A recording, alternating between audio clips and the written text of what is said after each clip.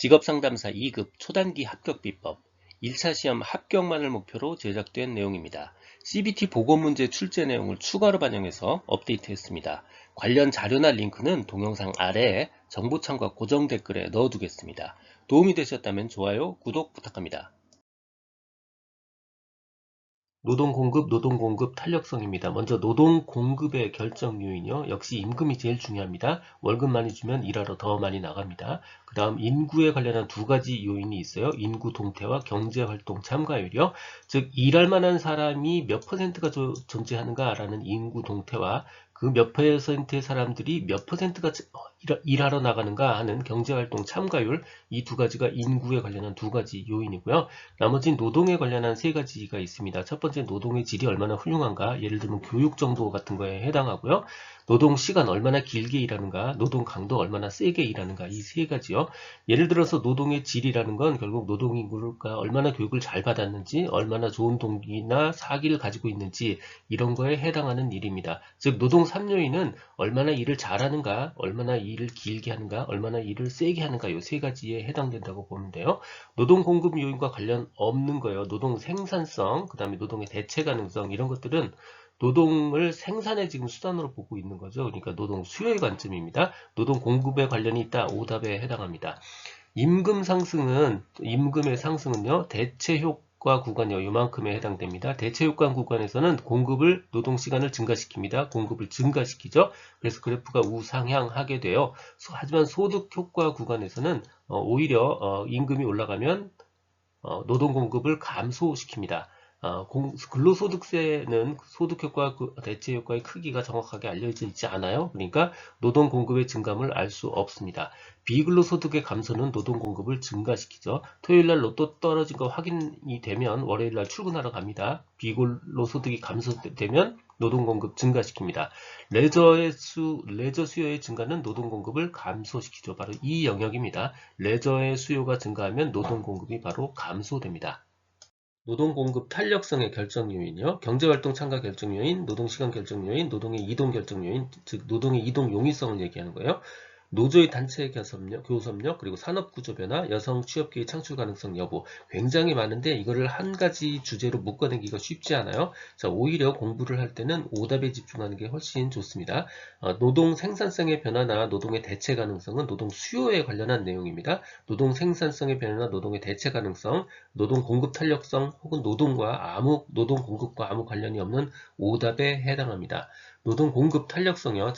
노동 수요 탄력성도 마찬가지고 공식이 똑같습니다. 탄력성은 변화율을 변화율로 나눈 거예요. 앞에 노동 공급이란 말이 들어가 있으면 분자가 노동 공급이고요.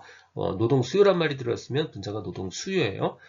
분모는 임금입니다. 그래서 노동 공급의 변화율을 임금의 변화율로 나눈 겁니다. 노동 공급의 변화율을 임금의 변화율로 나눈 겁니다. 임금이 10% 상승할 때 노동 공급이 5% 상승했다. 즉 5%를 10%로 나눠주니까 0.5, 노동 공급의 임금 탄력성은 0.5를 얻을 수 있습니다. 수직축이 임금이고요. 수평축이 노동 공급이에요. 그래서 임금이 그래프가 이렇게 누워있으면 누워있을수록요. 그래프가 누워있으면 누워있을수록 임금이 조금만 올라도요. 노동 공급은 많이 늘어납니다. 더 누워있으면 더 많이 늘어나죠. 임금이 조금 올라도. 완전히 누워있으면, 즉 완전히 수평선이면 탄력성은 무한대가 되고요. 노동 공급은 임금에 대해서 완전 탄력적이다 라고 이야기할 수 있어요. 노동 공급 곡선이 수직선 위로 세워지면 세워질수록 임금이 올라도 노동 공급의 변화는 작아요. 수직선이면 완전히 수직선이면 탄력성이 제로인 겁니다. 노동 공급은 임금에 대해서 완전 비탄력적이 됩니다. 하나도 안 움직인다는 뜻이에요. 노동 공급이. 노동 공급 탄력성이 0이면 임금이 100% 상승해도요. 노동 공급은 변하지 않습니다. 자, 시간당 임금이 상승한다고 반드시 개별 노동 공급이 증가하는 건 아닙니다. 소득 효과라고 불러요. 예를 들어서 선진국에서는 임금이 더 올라도 놀러 가는 수가 있습니다. 이미 충분히 벌었으니까 이제 돈을 더 버는 것보다는 내가 여가를 즐기는 게 더 낫겠다라고 해서 임금이 상승해도요. 개별 공급이 늘지 않고 오히려 줄어드는 경우도 있습니다. 이걸 소득 효과라고 불러요. 통근과 노동 공급에 관련한 이야기요. 근로시간 혹은 경제활동 참가율과의 관계를 이야기합니다. 가용시간이 일정하다고 가정했을 때 통근시간은 근로시간이 아니에요. 그러니까 결과적으로 통근시간이 증가하게 되면 근로시간은 감소하는 거고요. 근로시간이 감소했다는 건 결국 경제활동 참가율이 떨어졌다는 걸 의미합니다. 통근 비용이 증가하게 되면 개인은 일을 그만두지 않는 이상 무조건 가야 되니까 근로시간을 늘려서 통근 비용을 감당할 수밖에 없습니다.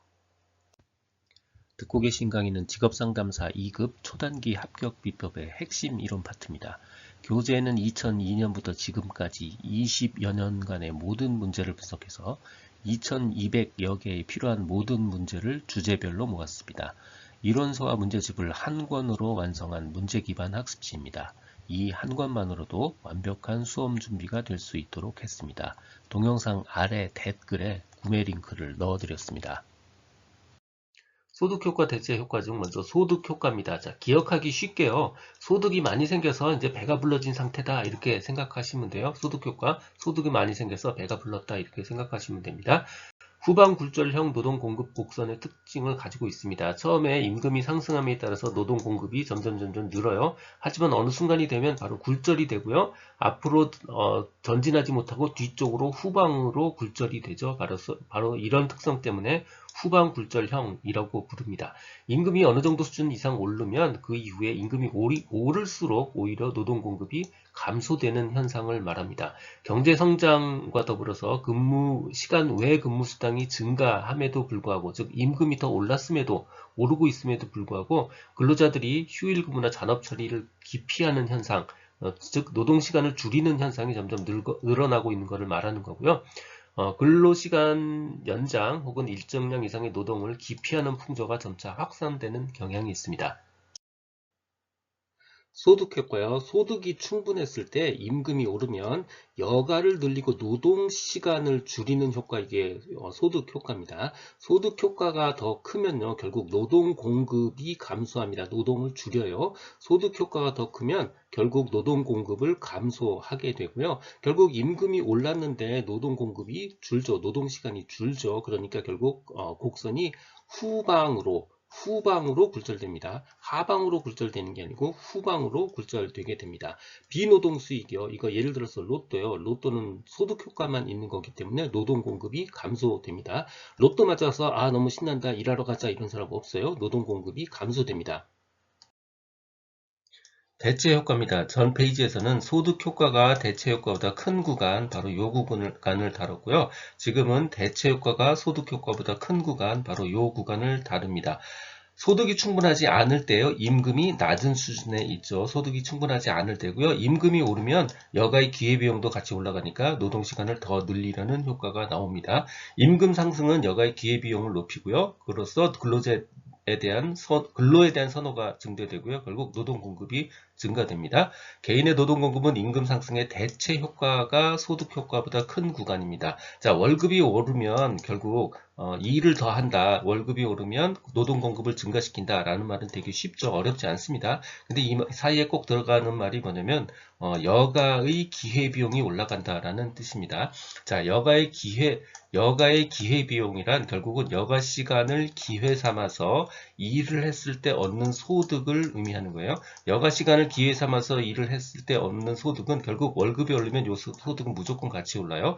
하지만 요 소득은 결국 여가의 입장에서는 비용이죠. 그래서 여가의 월급이 오르면 여가의 기회비용이 같이 오릅니다. 자, 어려우면 그냥 같이 외우셔도 돼요. 자, 소득이 임금이 오르면요, 여가의 기회비용이 오르고요. 마찬가지로 노동 공급이 증가하는 구간이 있습니다. 이 구간이 바로 대체 효과 구간입니다. 여가가 정상제, 여가가 열등제의 관점에서 출제될 때가 있습니다. 정상제란 소득이 늘면 같이 늘어난다는 뜻이에요. 여가가 정상제라면 소득이 늘면 여가의 수요가 같이 늘어나요. 같은 방향으로 갑니다. 결국 여가가 늘어났다는 이야기는 일을 덜 한다는 이야기죠. 그래서 결국 노동 공급량은 감소합니다. 여가가 열등제라면 소득이 늘 때 반대 방향으로 여가가 줄어들어요. 여가가 줄어들었다는 얘기는 일을 더 한다는 얘기죠. 그래서 결국 노동 공급량은 증가, 우상향하게 됩니다. 열등제란 소득이 늘 때 수요가 감소하는 거예요. 그러니까 여가가 열등제라면 소득이 늘어도 노동 공급은 계속 증가합니다. 덜 노니까 노동 공급은 증가해요. 여가가 열등제일 때는 임금 수준과는 무관합니다. 임금이 증가하면 노동 공급 곡선은 계속 우상향으로 증가합니다. 이 내용은 블로그와 전자책에 동일하게 그대로 있습니다. 도움이 되셨다면 좋아요, 구독 부탁드립니다. 지금까지 라디캠지기 꾸벅이 박종규였습니다. 감사합니다.